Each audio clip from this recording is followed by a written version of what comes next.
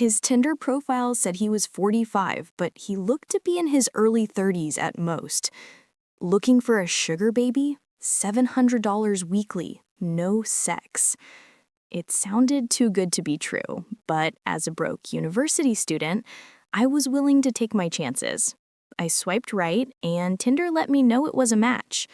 His message came seconds later. "Hey there, sweetheart." I cringed at that word. I hated it. But $700 was $700, so I sucked it up and replied, "Hey." His name was Jack, and he told me he owned his own business, although he never specified what kind of business it was. We talked for a while before he asked me for my Venmo to send me the first payment. After a few minutes, I got the notification. I stared at the $700 for at least 20 minutes, expecting to wake up from a dream at any second. But it wasn't a dream. "You still there?" I clicked on the message. "Yeah, sorry. If you don't mind me asking, what are you looking for in return?"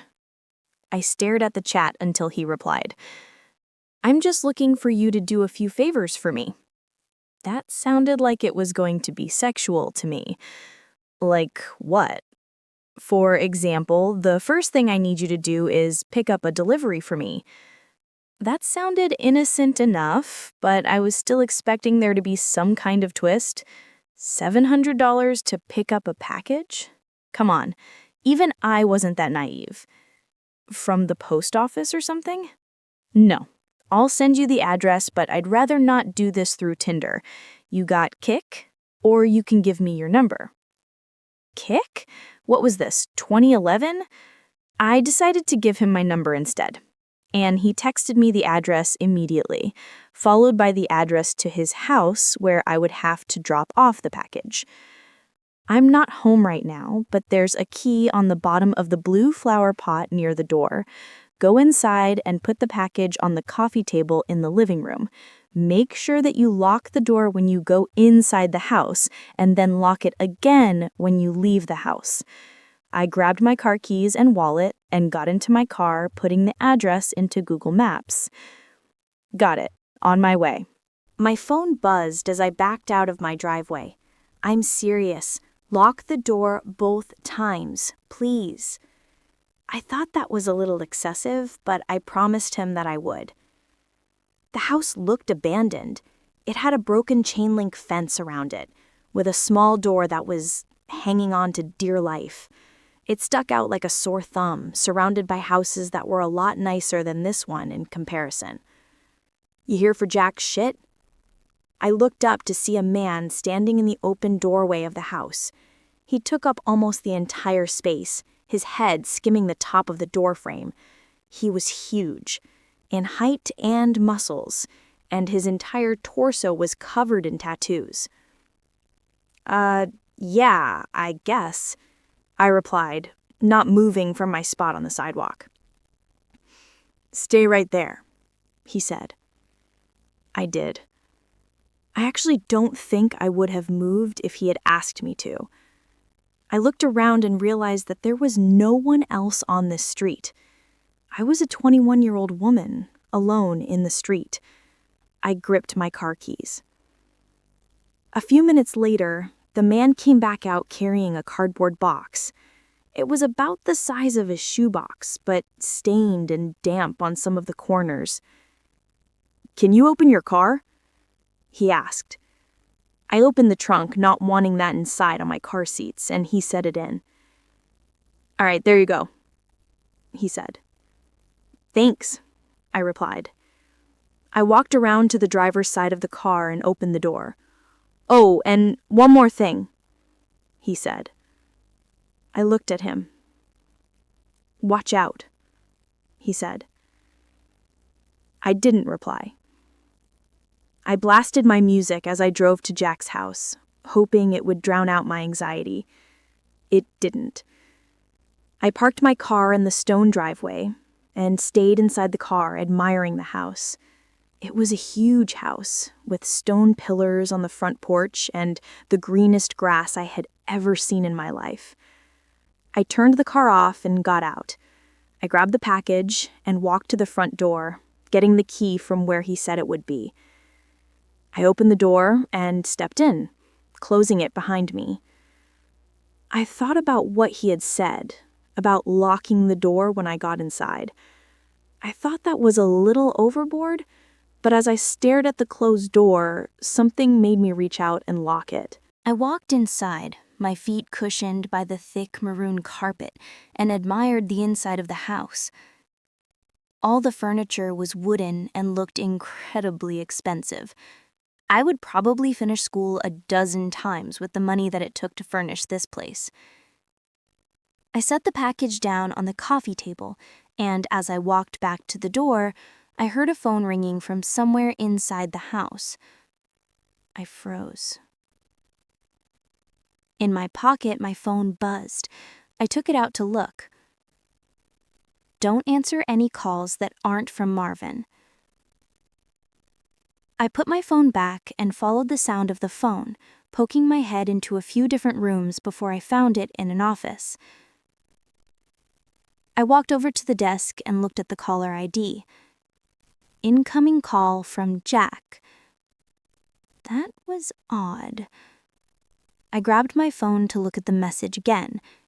I was starting to get a little bit creeped out and decided I wouldn't answer, just to be safe, and left the house, remembering to lock the door as I left. I've done a few more favors for Jack since then. I drove a BMW to a random park in another city, only to get out and drive a different car back to Jack's house. He had me meet one of his employees at lunch, who then gave me a briefcase to deliver to the first house I had gone to, and told me he would know if I looked inside.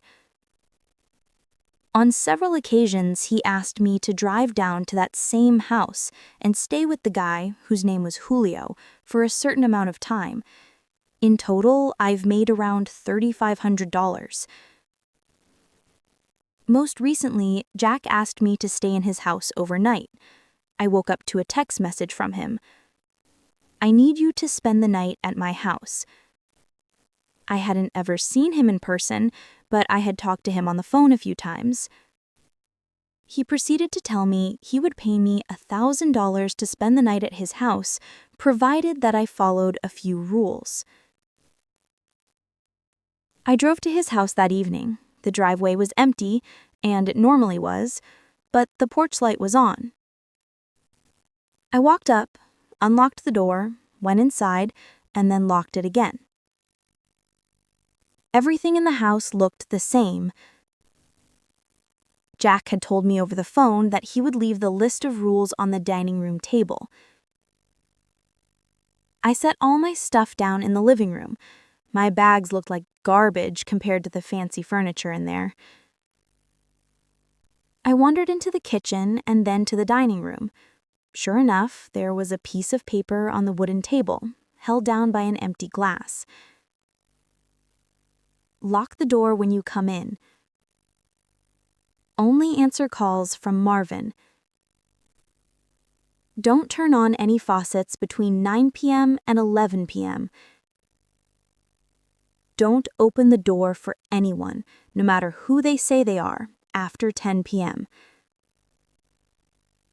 If the door to the closet at the end of the hall is open, sleep in the library. If closed, sleep in any of the bedrooms. The gardener comes at midnight. If he starts knocking on the windows, hide. Turn the TV on and let it play on static through the night. Do not forget to do this. Help yourself to anything in the fridge. I'll pay you in the morning. Good night. I made sure to follow all the rules. To be honest, I was regretting my decision, but seeing as I was already here and I was getting paid, I decided to stay anyway. I figured as long as I followed all the rules, I'd be perfectly fine. Still, it felt a little odd. What was this? A haunted house? Nevertheless, I lounged around the house for a few hours as I was planning on going to sleep around 9, since that's the time that all the weird shit would begin to happen. At 8:50, I brushed my teeth, using the faucet for the last time before 9. I checked the closet in the hallway, and upon seeing that it was open, I moved my stuff into the library and got ready to sleep on the couch. I locked the doors just in case and laid on the couch, scrolling through my phone. I hadn't gotten any more messages from Jack, and I started to think up scenarios and reasons as to why he had such strict, peculiar sets of rules in his house. I had dozed off at some point because at exactly 10:16 p.m., I was woken up by the doorbell ringing. I was about to get up to check, but then I remembered the rule. Don't open the door for anyone, no matter who they say they are, after 10 p.m. I stayed on the couch, trying not to move, paranoid that they would hear even the slightest sound. "It's the police! Open up!" I didn't move. "Hello? It's the police! Open up or we're coming in!" I still didn't move, but I could hear my heartbeat in my ears. There was silence for a while after that. Then the doorbell rang again. "Hey, it's Jack. Let me in." It sounded like Jack, but still I didn't get up. He would have a key, wouldn't he? Why would he need me to let him in? This continued for almost a full hour. Different people would ring the doorbell, announce themselves, and then disappear when I didn't respond. I was finally able to fall asleep, and the gardener never came. When I woke up the next morning, I heard someone in the kitchen. I got up slowly and unlocked the door as quietly as possible, taking my phone with me and walking across the living room and into the kitchen. I stopped at the entrance and peered in. It was Jack. He was standing in front of the stove, stirring something as the coffee machine brewed coffee on the counter behind him. "Hey, good morning," he said when he saw me. "Hi," I replied, nervous. I hadn't seen him in person before, but he looked exactly like his pictures online. "Scrambled eggs?" he asked, motioning to the pan with a wooden spoon. "Yeah, thanks," I replied, walking over to take the plate from him. I ate my breakfast and drank some coffee in silence. "So, how was it?" he asked. "It was okay. Nothing super freaky happened," I replied. "Cool," he replied. There was an awkwardness in the room. "I think I'm gonna go now. I have class," I trailed off. I didn't, but I really wanted to get out of there. "Oh, no, yeah, sure. I'll talk to you some other time," he replied. I grabbed my stuff and he walked me to my car. I could see him standing in the driveway, staring at me as I left. When I got home, I unpacked all my stuff and noticed that I still had the list with me. I sat on my bed and read it again. I felt my body tense up as I realized that I had forgotten something. Turn the TV on and let it play on static through the night. Do not forget to do this. Turn the TV on and let it play on static through the night. Do not forget to do this. Do not forget to do this. I stared at the words on the page until they lost meaning. Beside me, my phone buzzed, snapping me back to reality. It was the $1,000 payment. I looked at my phone and then back at the list. Maybe it wasn't an important step? As I was thinking this over, a text from Jack came in. "I'm not in town right now. I should be back next week, so you're free from running any more errands for me until then. Just sent the payment. Go do something fun, Jeannie." I stared at the message and read it again, and again, and once more for good measure. I'm not in town right now. I thought back to this morning and how Jack was in his house, how he gave me breakfast.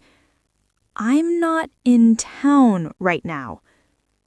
Within minutes, a new text came in, this time from a number that I didn't recognize. Did you forget to do something, Jeannie? The text was followed by a picture of Jack, or whoever this version of Jack was, standing in front of the TV. I didn't respond. Next came another picture. This one was of the outside of my house. It was followed by another text. Watch out.